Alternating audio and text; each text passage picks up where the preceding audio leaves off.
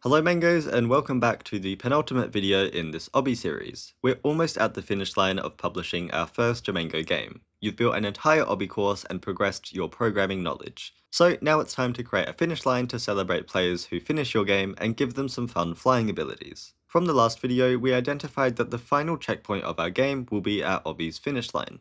In the case of my Obby, I've built up this course and the ending of my game will be at these castle gates here, with the final checkpoint box area having this checkpoint ID of 5. Knowing this, we can check when the player reaches the final checkpoint of our game, and we'll send a personalized message to them in chat using their Jamango username.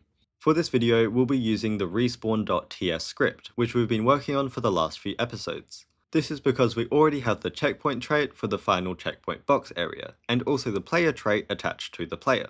In this script, we're also checking when the player collides with the final checkpoint of our game. So within these brackets, let's send a personalized chat message out to the world. To do this, we first need to get the player's username.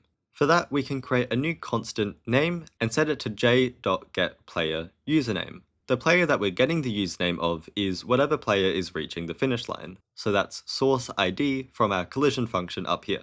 And now we have the player's username stored in name. Now to send the message out into the world, we'll use j.sendChatMessage. And we first put what we want our message here to be, so feel free to customize it, but I'll write congratulations, and then I want to use the player's username after this. To do that, we have to use some weird syntax here, which is a $sign and then some curly brackets, and then we write in name between here. It's also important to note that instead of quotation marks for this chat message, we're using backdashes. And the reason we're doing this is because of this funky syntax here. So just make sure that you're using backdashes instead of quotation marks. I also want this message to stand out to the player, so after this message, I'll also put in a color code for green with #0f0. Saving the script and returning to our game, we can now quickly test this by jumping to our finish line. And sure enough, when I pass it, I get the message, "Congratulations, a Jamango." So test this quickly yourself to make sure that all of your scripts are working. The final piece of our puzzle for today's video is giving our players the ability to fly as a reward for completing our obby. This might seem a bit complicated, but Jamango makes it super easy for us.